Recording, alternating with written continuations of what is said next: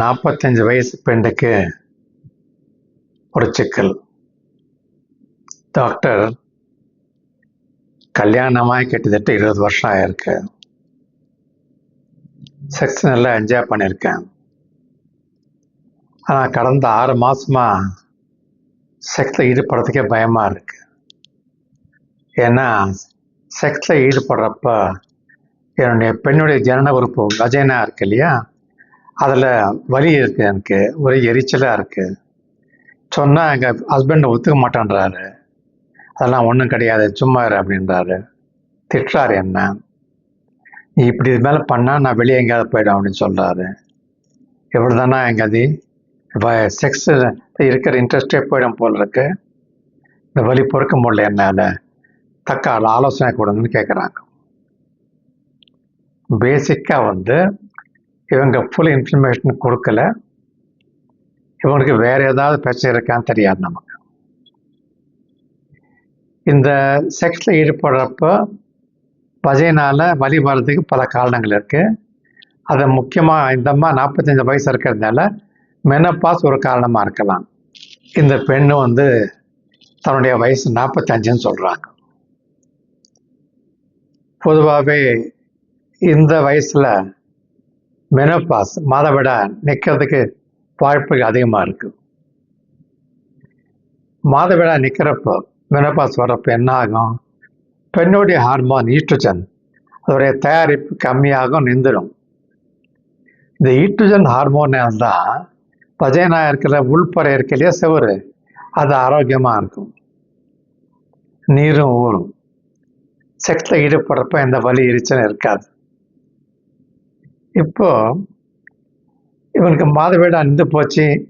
அந்த மெனோபாஸ் டைமில் என்ன ஆகும், ஈஸ்ட்ரோஜன் தயாரிப்பு கம்மியாக இருந்ததால அந்த வஜைனா வால் இருக்கு இல்லையா செவரு, ஒரு ஹெல்த் அஃபெக்ட் ஆகிடும். அது தின்னாயிடும், ட்ரையாக இருக்கும், லூப்ரிகேஷன் இருக்காது.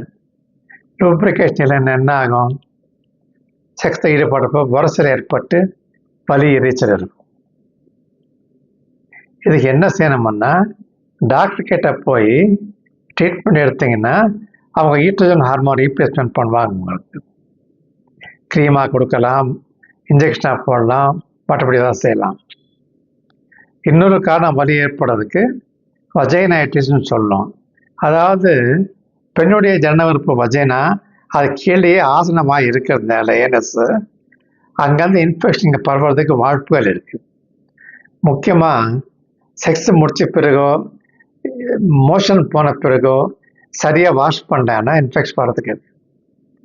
அது பேர் தான் இன்ஃபெக்ஷன் வரதுல ஆட்டோமேட்டிக்காக வஜைனைட்டிஸ் சொல்ல போகிறோம். அந்த மாதிரி கண்டிஷன் இருந்தால் அதுக்கு ட்ரீட்மெண்ட் கொடுத்து ஆன்டிபயோட்டிக் கொடுத்தா சரியாக போகும்.